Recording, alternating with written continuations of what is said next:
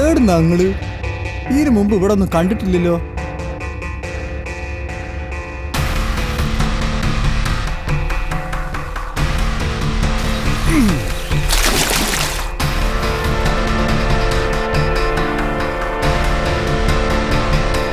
ഇനി എങ്ങനെ എന്റെ മക്കളുടെ നേരെ കൈപൊങ്ങി എന്റെ തടിയിൽ കൈവച്ച ഒരുത്തനും നേരെ ചൊവ്വ ഇവിടെ ജീവിക്കാന്ന് കരുതണ്ട.